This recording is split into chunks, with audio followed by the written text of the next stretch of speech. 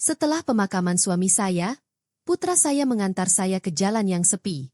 Ia menghentikan mobil, menatap saya, dan berkata, "Bu, turun di sini.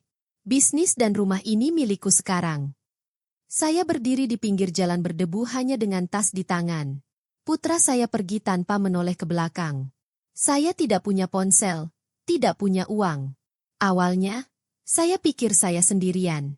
Tapi kemudian saya sadar, saya tidak benar-benar sendirian.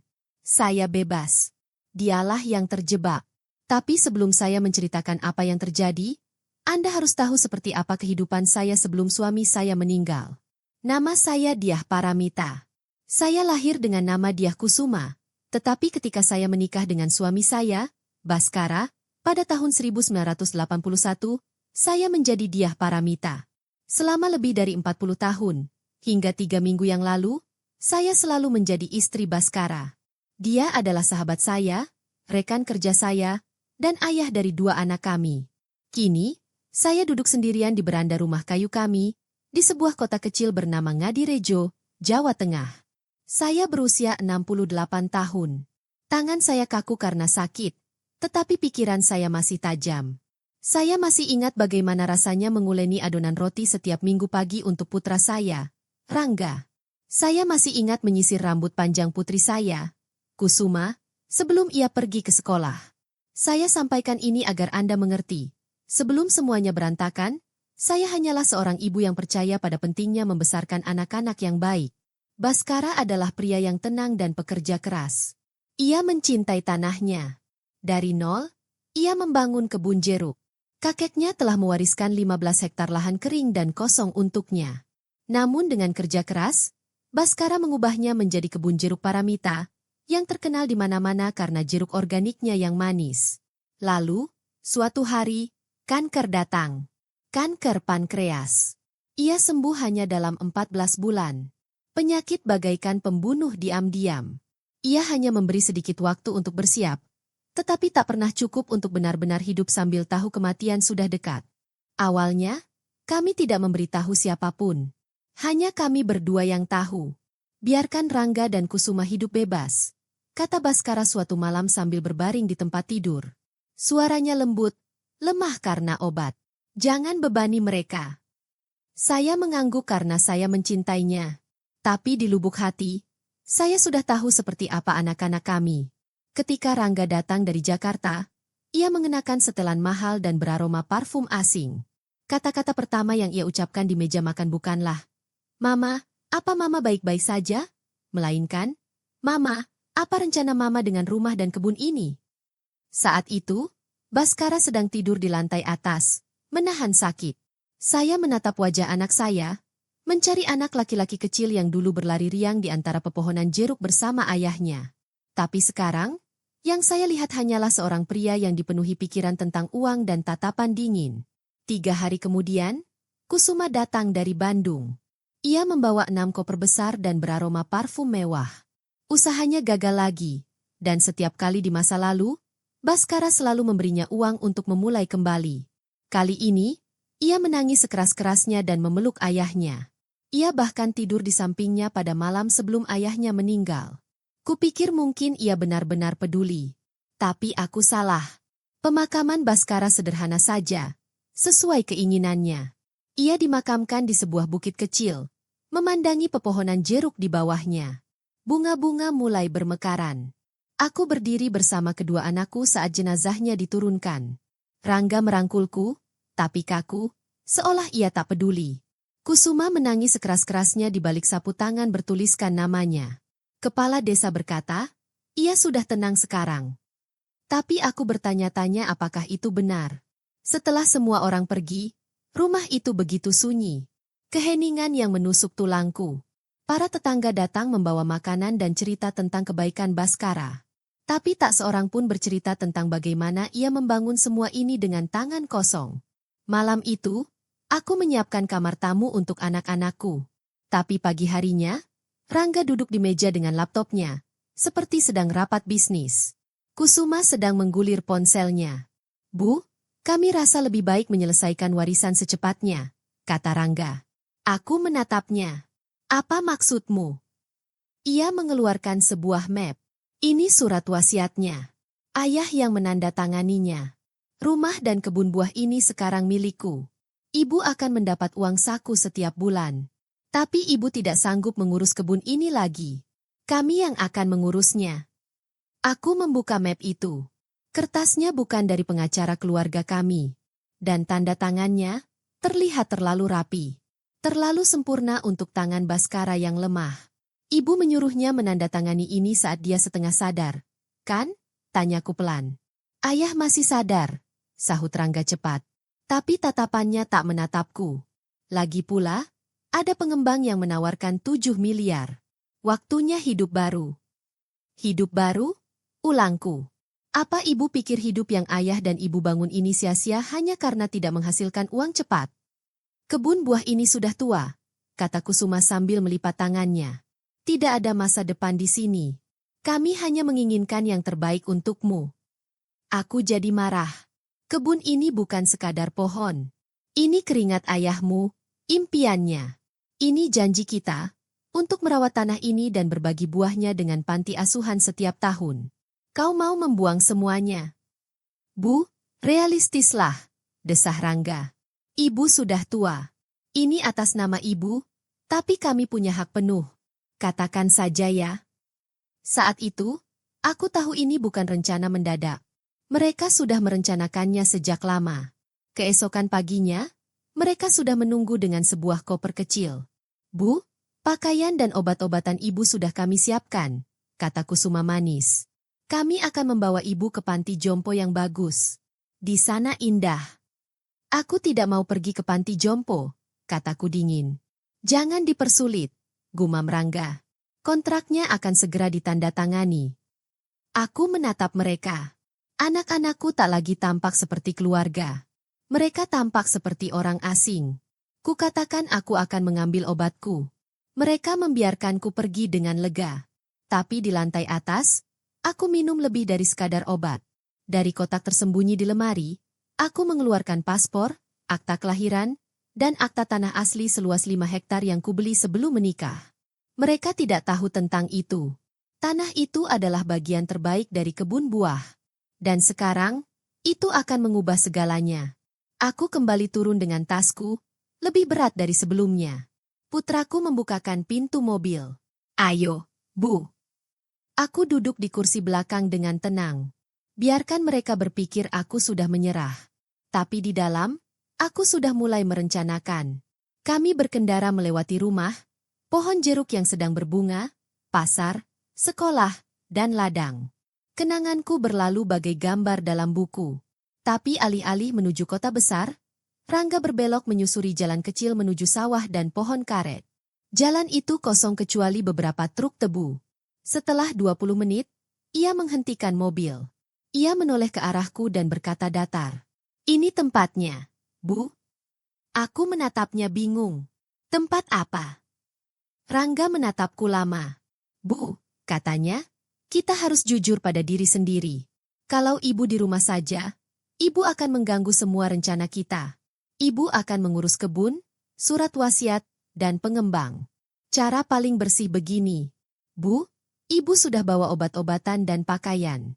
5 kilometer di depan, ada pom bensin. Telepon salah satu teman ibu dari sana. Butuh beberapa detik bagiku untuk memahami kata-katanya. Ibu mau meninggalkanku di sini? Tanyaku lembut. Kusuma menoleh. Wajahnya tampak pucat. Rangga, ada apa? Kita cuma mau bawa ibu ke panti asuhan. Ibu mau ini. Aku nggak peduli, teriak Rangga. Kalau ibu mau ribut, biar dia telepon polisi atau tulis di koran. Cara ini lebih mudah. Aku menatap mereka berdua. Kusuma menggigit bibirnya, tapi tidak menolak.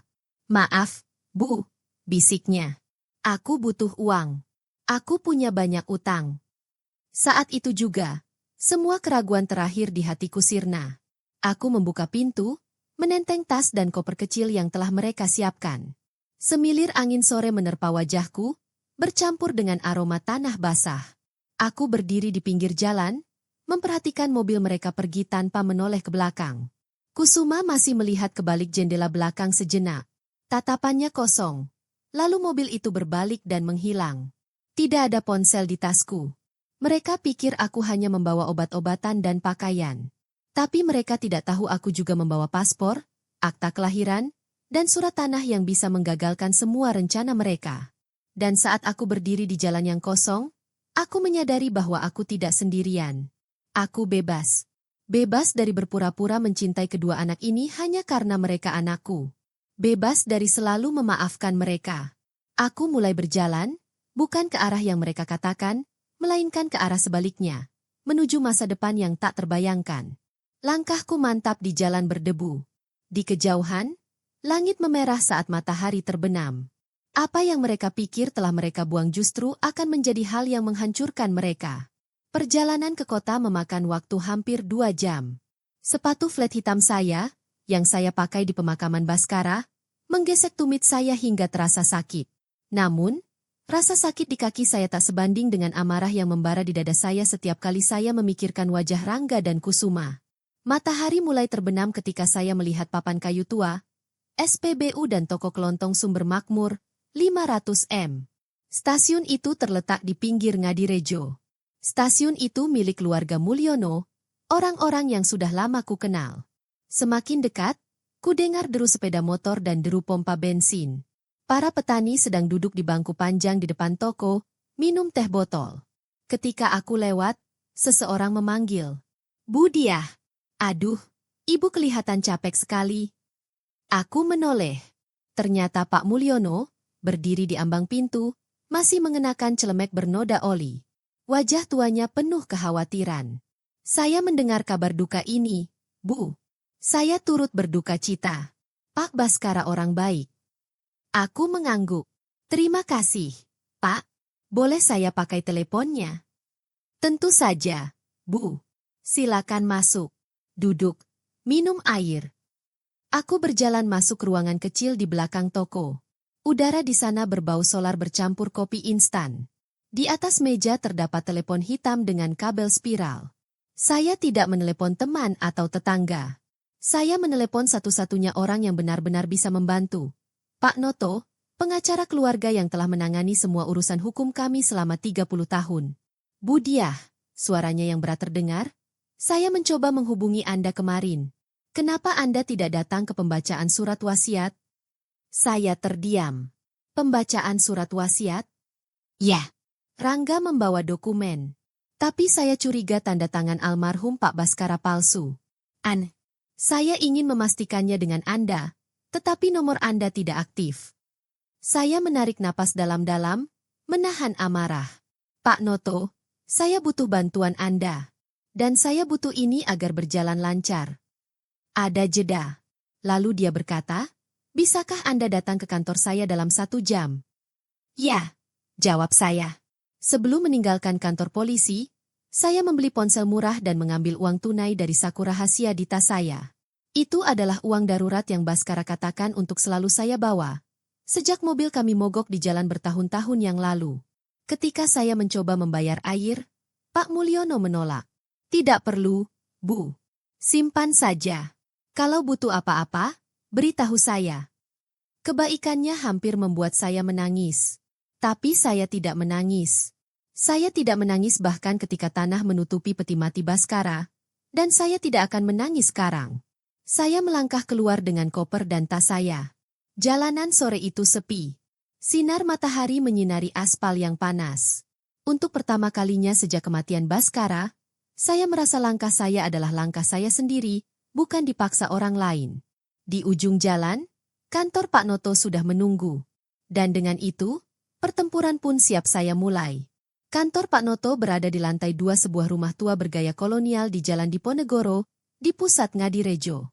Ketika saya masuk, sekretarisnya, Dewi, yang sudah seperti putri saya sendiri, berdiri kaget. "Bu Diah, astaga, ayah sudah menunggu di dalam. Mau teh?" Saya menggelengkan kepala. "Tidak, terima kasih." Tuan Noto sudah berdiri di depan pintunya. Punggungnya bungkuk karena usia, tetapi tatapannya masih tajam. Persis seperti saat pertama kali membantu kami mengurus izin usaha perkebunan bertahun-tahun lalu. "Silakan masuk, Bu. Ceritakan semuanya." Kami duduk bukan berseberangan meja, melainkan di kursi tamu yang empuk, cara yang selalu Baskara inginkan ketika membahas sesuatu yang pribadi. Aku tahu pembicaraan ini akan menjadi salah satu yang terpenting dalam hidupku. Kuceritakan semuanya, mulai dari pembicaraan di meja makan setelah pemakaman, hingga surat-surat palsu yang mereka tunjukkan, hingga saat mereka meninggalkanku di pinggir jalan. Tuan Noto mendengarkan tanpa menghentikanku. Ia hanya mengangguk. Akhirnya ia berkata, dokumen yang mereka tunjukkan saat pembacaan surat wasiat itu bukan surat wasiat yang kubuat dengan suamimu setahun yang lalu. Tanda tangannya terlalu halus. Ini palsu. Kubuka tasku dan keluarkan sebuah kotak kecil tahan api. Di dalamnya terdapat surat tanah seluas 5 hektar, tertulis atas namaku. Mereka tidak tahu tentang ini, kataku. Baskara membeli tanah ini sebelum kami menikah, lalu menamakannya dengan nama saya. Ada sumber air di sini. Tanpa tanah ini, pengembang tidak bisa berbuat apa-apa. Pak Noto mempelajari dokumen itu. Lalu ia tersenyum tipis. Cerdas sekali. Suami Anda memang orang yang berpikir jauh ke depan. Tanah ini akan menjadi senjata pertama kami. Kami mulai merencanakan. Langkah pertama, bekukan semua rekening perkebunan jeruk Paramita. Pak Noto akan meminta bank untuk membekukannya karena penipuan dan transfer ilegal. Langkah kedua, minta pengadilan untuk menghentikan penjualan karena ada pemalsuan dan sengketa warisan. Langkah ketiga, gunakan nama baik Baskara. Hubungi para pemimpin petani, pejabat pertanian, bahkan jurnalis yang pernah menulis tentang kami. Malam itu, di sebuah kamar tamu kecil di penginapan Amanjiwo, saya menelepon 7 kali. 1 ke Pak Harun, manajer bank, 1 ke Pak Darman, petugas pertanian, 1 ke Kewulan, jurnalis sekaligus sepupu jauh Baskara, dan seterusnya. Setiap panggilan terasa seperti menenun seutas benang lagi dalam jaring yang kuat. Di luar jendela, kota kecil itu tidur nyenyak.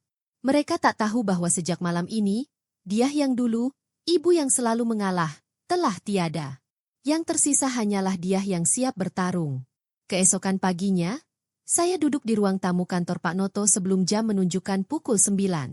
Di tangan saya ada selembar kertas penuh catatan yang saya tulis semalaman, dengan daftar orang-orang yang siap membantu. Pak Noto masuk sambil membawa 2 map tebal. Kabar baik, katanya.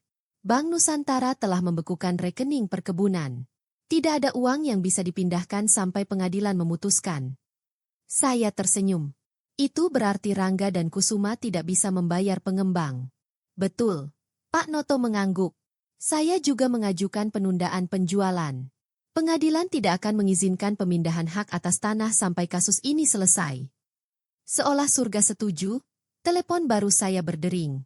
Nomor tak dikenal. Saya membiarkannya berdering 4 kali sebelum menjawab. Dia, ini Rangga. Suaranya tegang. Apa yang Anda lakukan? Mengapa rekeningnya diblokir? Mengapa ada surat dari pengadilan? Saya menatap Pak Noto. Dia mengangguk. Saya menyalakan pengeras suara. Aku hanya melindungi apa yang dibangun ayahmu. Jawabku tenang. Kau gila. Kesepakatan dengan pengembang akan dibatalkan. Teriak Rangga. Itu masalahmu, bukan masalahku, kataku dingin. Di seberang sana, ku dengar suara Kusuma. Ia berbicara di dekat telepon Rangga. Bu, kami panik. Kami tidak bisa membayar beberapa tagihan. Jika penjualan gagal, kami semua rugi.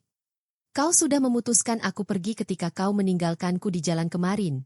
Kataku, suaraku tajam. Keheningan menyelimuti. Lalu Rangga berbicara lagi, napasnya gemetar. Apa maumu? Aku menatap Pak Noto, lalu berkata perlahan dan jelas. Kembalikan surat wasiat palsu itu. Kembalikan rumah dan kebun itu kepadaku. Aku akan memberi kalian berdua 50 juta masing-masing. Hanya sekali. Tidak lebih. Setelah itu, kami berpisah. Rangga tertawa kecil. Terdengar sarkastis. Kita bicara sekitar 7 miliar, Bu, katanya. Segera setelah kita bertemu di pengadilan, jawabku. Lalu aku menutup telepon tanpa menunggu jawaban. Pak Noto menatapku. Matanya menunjukkan kekaguman. Mereka tidak akan menyerah semudah itu, katanya. Itulah yang kuharapkan, jawabku sambil meraih tasku. Semakin mereka melawan, semakin banyak kesalahan yang akan mereka buat. Dan aku akan memanfaatkan kesalahan mereka untuk menjatuhkan mereka. Sore itu, aku bertemu Pak Harun di bank. Beliau sudah menyiapkan beberapa dokumen tentang transaksi mencurigakan. Salah satunya menunjukkan bahwa Kusuma mengambil banyak uang tunai hanya 3 hari sebelum pemakaman Baskara. Dia memberiku fotokopi semua dokumen itu. Kami berencana memberikannya kepada Pak Noto sebagai bukti. Setiap kertas yang masuk ke dalam map bukti terasa seperti batu bata yang kugunakan untuk membangun tembok kokoh di sekeliling rumah dan kebunku. Tembok yang tak seorang pun bisa hancurkan, bahkan anak-anakku sendiri. Keesokan paginya, berita mulai menyebar di Ngadirejo. Wulan, seorang reporter Ngadirejo Pos, menelepon saya pagi-pagi sekali, bahkan sebelum ayam jantan berkokok. Bu Diah, katanya, saya sudah memeriksa semua dokumen yang ibu berikan kemarin. Ini berita besar. Pengembangnya, PT Citra Kencana, sudah punya masalah di 3 tempat lain. Kasusnya sama. Mereka menipu pemilik tanah lama, menjanjikan uang besar, lalu mencuri sertifikat tanah. Saya tersenyum tipis, meskipun dia tidak bisa melihat saya. Tulis saja apa adanya, Rin. Orang berhak tahu. Saya juga mendengar bahwa mereka berencana membangun kompleks villa di kebun ibu saya. Tanah ibu saya berada di lokasi yang bagus, dekat dengan jalan raya dan memiliki akses air. Tentu saja, mereka sangat menginginkannya. Tetapi sumber airnya ada di tanah seluas 5 hektar atas nama saya. Mereka tidak akan pernah menyentuhnya. Sore itu, saya kembali ke kantor Pak Noto. Dia baru saja selesai menelepon, dan wajahnya menunjukkan kabar menarik. Rangga dan Kusuma menolak tawaran kemarin, katanya. Mereka yakin bisa memenangkan kasus ini jika dibawa ke pengadilan. Bagus, kataku tanpa ragu. Itu artinya mereka akan membuang-buang uang untuk pengacara, dan setiap langkah yang mereka ambil akan semakin menunjukkan rencana buruk mereka. Pak Noto menyerahkan beberapa lembar surat kuasa kepadaku. Ini surat kuasa khusus untukku dan juga untuk Pak Prabowo, teman lama Baskara yang ahli hukum properti di Semarang. Beliau ingin membantu karena Baskara pernah menolongnya saat beliau kesulitan.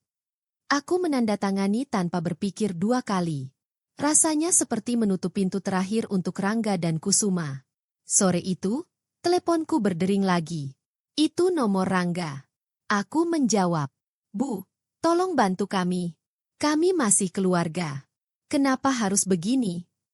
Suaranya kini lebih pelan, tetapi aku masih bisa mendengar desahan di dalamnya. Keluarga tidak akan menelantarkan ibu mereka di pinggir jalan, kataku datar. Mulai hari ini, kalian bukan lagi keluargaku. Kalian hanyalah orang asing yang kebetulan lahir dari rahimku. Hening beberapa detik. Kemudian suaranya yang dingin terdengar. Ok, kalau kau mau perang, kita akan bertarung. Saya mengakhiri panggilan dan meletakkan telepon di atas meja. Mereka baru saja menandatangani takdir mereka sendiri, kata Pak Noto pelan. Saya mengangguk. Sekarang saya akan memastikan pintunya terkunci rapat. Tidak ada jalan kembali. Keesokan harinya, saya duduk di kantor Pak Noto ketika seorang pria jangkung masuk. Rambutnya yang rapi dan keperakan, mengenakan setelan mahal, dan tatapan matanya yang tajam menunjukkan bahwa ia terbiasa memenangkan pertempuran dalam bisnis. Dia, katanya hangat. Lama tak jumpa. Saya berdiri dan memeluknya. Dia adalah Prabowo Atmaja, teman kuliah Baskara dulu. Terakhir kali saya bertemu dengannya hampir 20 tahun yang lalu di sebuah reuni. Saat itu, firma hukumnya hampir bangkrut, tetapi Baskara meminjamkannya uang tanpa syarat. Dia tidak pernah melupakan kebaikan itu. Prabowo meletakkan tas kerjanya di atas meja dan duduk. Pak Noto sudah menyampaikan poin-poin utamanya. Sejujurnya, dia, kata Prabowo, para pengembang di PT Citra Kencana itu sangat licik. Mereka tahu cara memanfaatkan celah hukum, tapi mereka juga meninggalkan jejak. Kami sudah mengumpulkan beberapa kasus lama mereka. Ia mengeluarkan berkas-berkas berisi foto dan dokumen. Proyek perumahan yang gagal di Batang, kompleks yang terendam banjir di Wonosobo, dan vila-vila di puncak yang dibangun di atas tanah curian. Semua kasus itu punya trik yang sama. Mereka memanfaatkan orang tua atau orang yang tidak mengerti hukum. Yakin kita bisa menghentikan mereka? Tanyaku. Prabowo tersenyum tipis. Kita tidak akan menghentikan mereka begitu saja. Kita akan membuat mereka lari tunggang langgang. Saya akan mengajukan gugatan ke Pengadilan Tata Usaha Negara tentang izin lingkungan. Tanpa izin untuk sumber air di tanah Anda, proyek mereka tidak bisa dilanjutkan. Saya mencondongkan tubuh ke depan. Dan jika kita bisa membuktikan tanda tangan surat wasiat itu palsu, maka ini kasus pidana. Mereka bahkan bisa dipenjara. Tapi saya pikir jika mereka merasa terpojok, mereka akan memilih untuk menyerah dan menandatangani surat pembatalan klaim mereka. Saya mengangguk pelan. Jika mereka melakukan itu, maka saya hanya punya satu syarat. Mereka harus meninggalkan Ngadirejo selamanya. Mereka tidak pantas berada di sini. Prabowo menatap saya lama. Kamu lebih kuat dari yang saya kira. Dia? Saya balas menatapnya. Baskara tahu itu. Dia hanya tidak pernah membayangkan saya harus menggunakan kekuatan saya untuk melawan anak-anak saya sendiri. Hari itu, kami bertiga, saya, Pak Noto, dan Prabowo, merencanakan strategi seperti jenderal yang bersiap berperang. Kami memutuskan untuk menghalangi semua jalan mereka. Di luar, langit senja Ngadirejo memerah, tetapi di ruangan itu, saya merasa seperti pagi pertempuran baru saja dimulai. Sore itu, ponsel saya bergetar lagi. Itu Rangga. Saya membiarkannya berdering sebelum menjawab. Ini dia Paramita, kataku datar. Kali ini, suara Kusuma terdengar tegang. Kami ingin bicara. Kami sudah memutuskan untuk menandatangani surat pembatalan klaim kami atas kebun dan rumah ini. Aku menatap Prabowo dan Pak Noto, yang duduk bersamaku. Bagus. Tapi tidak ada tawar-menawar. Kalian akan menandatangani di depan kami dengan saksi. Sebagai imbalannya, aku tidak akan menuntut pidana atas pemalsuan dan penipuan. Itu saja. Tidak sepeser pun. Di seberang sana, aku mendengar suara Kusuma yang gemetar. Bu, tolong. Kalau aku tidak punya uang, aku akan. Rangga memotongnya dengan dingin. Jam berapa? Sore ini di kantor Pak Noto. Jangan terlambat. Mereka tiba tepat waktu. Rangga tampak lelah. Matanya cekung. Kemeja mahalnya kusut. Rambut Kusuma berantakan. Riasannya luntur. Mereka berdua duduk di hadapanku. Kepala tertunduk. Prabowo membuka map besar dan mengeluarkan selembar kertas. Itu adalah pernyataan resmi yang menyatakan bahwa mereka mengakui surat wasiat itu palsu dan mereka membatalkan semua klaim atas kebun dan rumah saya. Rangga menandatangani lebih dulu. Tangannya gemetar. Kusuma menunggu lebih lama. Air mata mengalir di pipinya saat ia menandatangani. Lalu ia menatapku dan berbisik. Bu, setelah ini, bisakah kita bicara lagi? Aku menyesalinya. Aku menatapnya tanpa tersenyum. Tidak, Les. Hari ini kita tutup semua pintu. Tinggalkan Ngadirejo. Kalau aku melihatmu di sini lagi, aku akan menuntutmu. Mengerti? Mereka berdua mengangguk pelan, lalu pergi. Aku memperhatikan mereka melalui jendela saat mereka berjalan menuju mobil masing-masing tanpa berkata sepatah kata pun. Pak Noto memasukkan kertas-kertas itu ke dalam brankas. Sudah selesai, Bu Diah. Aku menggelengkan kepala. Belum. Rangga dan Kusuma sudah tumbang, tapi pengembangnya masih berdiri. Aku tidak akan puas sampai semuanya runtuh. Prabowo tersenyum tipis. Lalu kita mulai tahap selanjutnya. Keesokan paginya, Prabowo mengantarku kembali ke rumah yang kutinggalkan 4 hari lalu. Jalan menuju kebun terasa asing sekaligus familiar. Saat mobil berbelok memasuki gerbang, jantungku berdebar kencang. Rumah kayu bercat putih itu tampak sama, tetapi udaranya terasa berbeda. Di halaman, hanya ada satu mobil, mobil sewaan Rangga. Prabowo parkir di belakangnya. Mau aku masuk? Tanyanya. Aku menggeleng. Tidak, bagian ini harus kulakukan sendiri. Begitu masuk, aku merasakan kesepian yang mendalam. Aroma kayu bercampur dengan sesuatu yang pahit, aroma alkohol. Sebuah gelas setengah kosong tergeletak di meja makan. Rangga, panggilku pelan. Tak ada jawaban. Aku naik ke atas. Dari lorong, kulihat pintu kamar utama terbuka. Lampu menyala. Rangga berdiri di dekat jendela, menatap taman. Di belakangnya, lemari terbuka, laci-laci ditarik keluar, Pakaian Baskara berserakan di mana-mana. Mencari sesuatu? Tanyaku. Ia berbalik, matanya merah. Aku tahu kau pasti menyembunyikan lebih banyak lagi. Rekening, surat. Aku tak percaya semua ini berakhir di tanganmu. Kepercayaan? Sesuatu yang jelas tak pernah kau pelajari. Aku menjawab dengan dingin, sesuatu yang juga tak pernah kau berikan. Ia tertawa getir. Kau telah menghancurkan segalanya. Kesepakatannya batal. Kusuma terlilit utang. Kantorku meragukanku. Apakah ini pelajaranmu, Bu? Ini bukan pelajaran, Rangga. Ini keadilan, kataku sambil berjalan ke rak buku. Aku mengambil buku kesayangan Baskara, Walden. Dari sela-sela halamannya, ku keluarkan sebuah amplop putih tersegel. Ayahmu menulis ini untukmu seminggu sebelum beliau meninggal. Aku berjanji akan memberikannya padamu, meskipun kurasa kau tak pantas menerimanya. Dia melangkah mendekat untuk mengambilnya, tetapi aku menahannya. Bacalah kalau kau mau. Tapi setelah itu, tinggalkan rumah ini selamanya. Dia menyambar amplop itu dengan kasar dan berjalan melewatiku tanpa menoleh. Dari jendela, aku melihatnya masuk ke mobil, menyalakannya, dan melaju pergi dengan suara deru keras. Aku berdiri di ruangan yang berantakan itu dan mulai membersihkan. Aku melipat kemeja flanel Baskara yang masih berbau sabun, dan merapikan foto-foto yang terjatuh. Malam itu, aku duduk di kursi goyang Baskara di beranda. Angin taman membawa aroma manis bunga jeruk. Untuk pertama kalinya sejak pemakaman, aku merasa rumah ini milikku lagi. Namun, perang saya belum berakhir. Pengembang masih berdiri, dan saya tidak akan berhenti sampai mereka tumbang. Sehari setelah Rangga pergi, saya duduk di ruang tamu bersama Prabowo dan Pak Noto. Di atas meja terdapat tumpukan kertas tebal, salinan sertifikat tanah seluas 5 hektar, peta zonasi, dan laporan air dari Dinas Pertanian. Prabowo menunjuk peta itu. Prabowo menunjuk peta di atas meja. Air ini adalah jantung kebun. Jika PT Citra Kencana tidak mendapatkan izin untuk menggunakannya, mereka tidak dapat memulai proyek pembangunan mereka. Dan tanah itu milik Anda, jadi mereka tidak memiliki akses, jelasnya. Pak Noto menambahkan, kami juga menemukan aturan dari pemerintah yang melindungi area pertanian hijau. Jika kami mengajukan keluhan dengan cara yang benar, izin bangunan mereka dapat dicabut.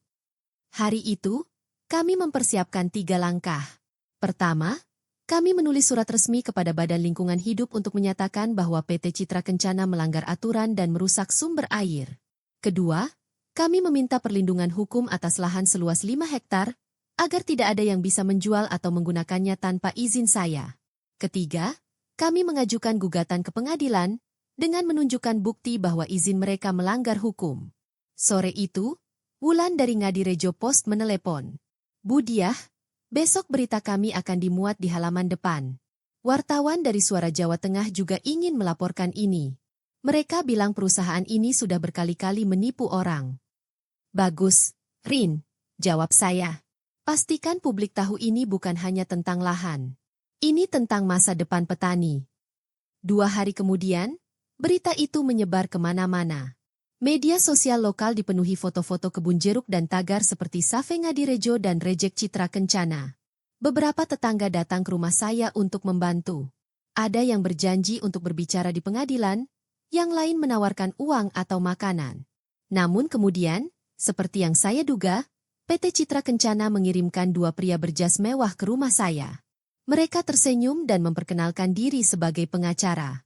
Bu Diah, kita bisa selesaikan ini dengan damai, kata salah satu dari mereka. Kalau dipikir-pikir lagi, kami siap memberi ibu uang lebih banyak. Saya berdiri di pintu dan memelototi mereka. Jangan coba-coba. Tanah ini tidak dijual. Kalau ibu tidak pergi sekarang, saya akan lapor polisi. Senyum mereka berubah dingin. Mereka menatap saya, lalu pergi. Tapi saya tahu ini baru permulaan, dan mereka akan segera berbuat curang. 2 malam kemudian, saya melihat tanda-tanda tipu daya mereka. Pukul 10 malam, saya mendengar deru sepeda motor di luar. Dari jendela, saya melihat 3 orang asing menggantung spanduk di pagar saya. Tulisannya dengan huruf merah besar, tanah ini milik PT Citra Kencana. Dilarang masuk. Saya mengambil senter dan menyalakan lampu halaman. "Hei, matikan itu sekarang juga!" teriak saya. Salah satu dari mereka tertawa. "Perintah bos, Bu. Nanti ibu lihat sendiri." Aku mendekat dan berkata tegas, "Kalau kau masih di sini dalam 5 detik, aku akan panggil polisi. Dan kamera CCTV-ku sudah merekam wajahmu." Mereka tampak ketakutan, lalu berlari ke motor mereka dan melesat pergi. Keesokan paginya, saya pergi ke kantor polisi Ngadirejo dengan membawa rekaman CCTV. Pak Noto membantu saya membuat laporan intimidasi dan spanduk ilegal. Sebelum laporan selesai, Wulan menelepon lagi, suaranya cepat dan khawatir. "Bu Diah, saya baru saja mendapat kabar dari kantor kecamatan. Citra Kencana mendesak persetujuan cepat. Mereka ingin sidang minggu depan untuk mengabaikan semua protes." Prabowo, yang duduk di samping saya, mengangguk. "Mereka terburu-buru. Tapi kita bisa menghentikan mereka. Jika izin diberikan, kita akan mengajukan gugatan yang akan membekukan proyek mereka." Di hari yang sama, kami mengumpulkan lebih banyak bukti. Kami mengumpulkan tanda tangan warga desa yang menolak proyek, laporan air, dan analisis tanah. Kami juga mengirimkan laporan polisi tentang intimidasi ke kantor provinsi, agar semua orang tahu bagaimana perusahaan ini bekerja. Namun, di sore hari, ancaman berubah. Saya mendapat pesan teks dari nomor tak dikenal. "Jangan mempersulit diri sendiri. Ambil uangnya. Tinggalkan Ngadirejo. Waktumu tak banyak." Saya menunjukkannya kepada Prabowo. Ia tersenyum tipis. "Bagus. Mereka ketakutan sekarang. Dan orang-orang yang takut membuat lebih banyak kesalahan. Kita akan menggunakan semua ini di pengadilan." Malam itu, saya duduk di kursi goyang Baskara. Saya berpikir keras. Saya bukan lagi sekadar melindungi kebun. Saya menunjukkan kepada semua orang bahwa tanah, air, dan kerja keras bertahun-tahun tidak bisa dibeli atau dicuri dengan ancaman. Saya berjanji pada diri sendiri, sebelum ini berakhir, nama PT Citra Kencana akan menjadi peringatan bagi seluruh Jawa Tengah. Hari persidangan pun tiba.